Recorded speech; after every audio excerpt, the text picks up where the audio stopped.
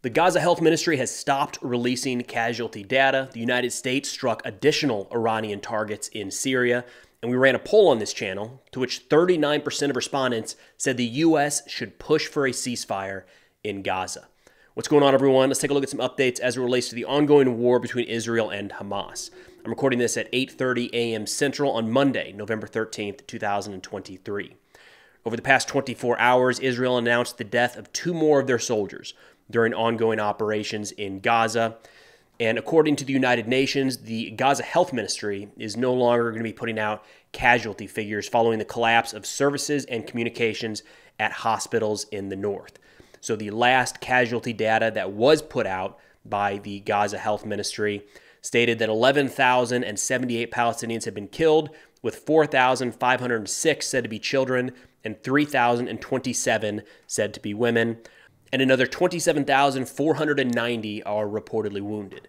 Now, I'd be surprised if we never heard any more casualty data coming out from Hamas or the Gaza Health Ministry, but at least in the near term, it doesn't look like they're going to be providing daily or hourly updates as those numbers continue to increase. Now, shifting over to the ground operation, I'll pull up the map here from War Mapper on Twitter. This has not been updated in the last 24 hours, and it's getting to the point where Israel is moving block to block, building to building. So I'd expect that this is going to stay pretty vague for a while, days even, and then we're going to see a big chunk change hands, a big chunk of territory that the Israeli forces are likely to take here in the coming days. Israel says that over the course of the operation in Gaza, they have struck 4,300 targets, destroying hundreds of anti-tank positions and over 300 tunnel shafts.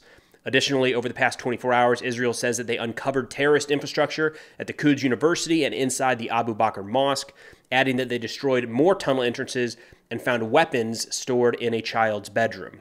And then Hamas says that in the past 24 hours, they destroyed 1 Israeli tank and 1 armored personnel carrier.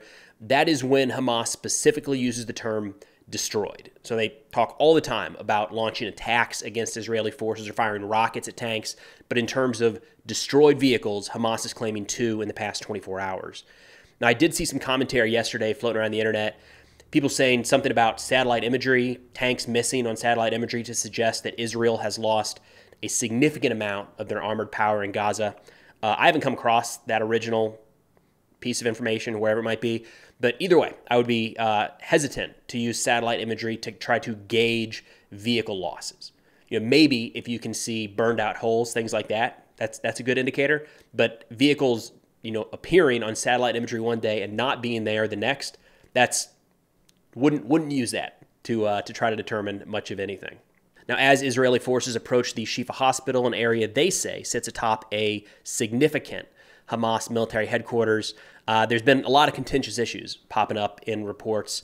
The IDF overnight says that they hand-delivered, we'll play the video here, their troops carrying fuel across the street to Shifa Hospital, but that Hamas forbade the hospital from taking it. So just a quick note, running fuel cans across an open street in the middle of a war zone is incredibly risky. Can't imagine anybody wants to volunteer for that job, but the hospital does still house a lot of civilians, a lot of wounded women and children, and there's been a lot of reports about how the infrastructure there is failing. Electricity is out, and they don't have fuel for their generators, so this is a hot-button issue. Additionally, Israel released an audio recording that I'll play here, and I will read it along for those not watching. A Gaza health official says there's a problem at Shifa now. A liaison officer says, "What's the story?" To which the Gaza health official says, "Abu Rish doesn't want this amount." And then Hamas actually put out a statement on this front. They said, "Firstly, the Hamas movement holds no sway in the management of Al-Shifa Hospital, nor does it play a role in its decision-making processes. The hospital operates under the complete jurisdiction of the Palestinian Ministry of Health, responsible for overseeing both its administrative and technical affairs." And then talking about the fuel specifically, they say this meager quantity fails to sustain the hospital generators for more than half an hour. The occupation's empty offer is a thinly veiled attempt at propagandistic manipulation, seeking to launder its tarnished image while desperately concealing a litany of crimes against humanity. So kind of reading between the two statements here, it sounds like both sides agree that Israel at least tried to deliver fuel to the hospital. Hamas says they have no control over the hospital, which, come on, they control everything in Gaza, and at the very least have a little bit of sway over the staff and the people at the Shifa Hospital. But it looks like the reason they don't want to take anything from Israel at this point is because that could be viewed as a positive propaganda piece for the Israeli Defense Forces. Look, if this is the line, this has the possibility to get really nasty really quick. The Shifa Hospital is not yet surrounded. Israel has an open corridor to the east to allow anybody to evacuate.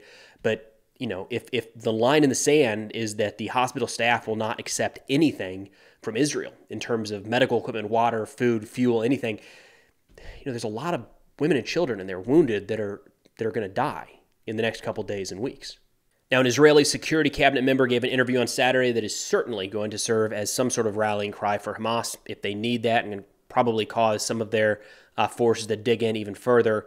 He said, quote, "We are now rolling out the Gaza Nakba. From an operational point of view, there is no way to wage a war, as the IDF seeks to do in Gaza, with masses between the tanks and the soldiers," end quote. Now, for anybody who hasn't heard that term, Nakba refers to the mass displacement and dispossession of Palestinians during the 1948 Arab-Israeli War. So the evacuation of civilians from a war zone is standard practice, common. There's nothing unusual about that. Using the term Nakba suggests that they ain't coming back, and whatever they left behind is no longer theirs. So that is a very specific term in this conflict, and you can imagine how that is going to strike a chord with a lot of people. Now, somewhat speaking to that, Prime Minister Netanyahu was asked Friday if he supports Israeli resettlement in the Gaza Strip after the war. So the idea there, Palestinians are forced out, Israelis move in. He said, quote, "No, I don't think so. I said I want full security control. Gaza must be demilitarized. I don't think resettlement is a realistic goal. I'm saying it plainly." Then kind of pressed on what the situation in Gaza may look like. He said, "I repeat, we will have total security control with the ability to enter whenever we want to eliminate any terrorists who reemerge. I can say what won't happen. There will be no Hamas." Now, there's still a lot of questions about what the aftermath looks like in Gaza after this operation is complete, whenever that is. I think at the very least, it's safe to say there's going to be a significant Israeli military presence throughout the Gaza Strip. But, you know, there are a lot of concerns coming from Palestinians about the idea that they're going to be entirely displaced and never allowed to return. And every time that Nakba is mentioned publicly, you can see how that's kind of reinforced. Now, overnight, the U.S. carried out strikes against a training facility and safe house in Syria used by the IRGC and Iranian-affiliated groups. This marks the third round in strikes in retaliation for attacks on U.S. forces in Iraq and Syria since October 17th. The Syrian Observatory for Human Rights said that the strike killed 8 pro-Iran fighters, but I haven't seen anything confirmed out of Syria or Iran at this point. Then this morning, news started to circulate on Lebanese and Iranian news outlets that another U.S. base was attacked following those strikes. So a retaliation for the U.S. retaliatory strike, if you will. Some of those reports are suggesting that there are U.S. casualties, but I haven't seen anything from the U.S. in terms of that strike happening at all, and certainly nothing in terms of casualties.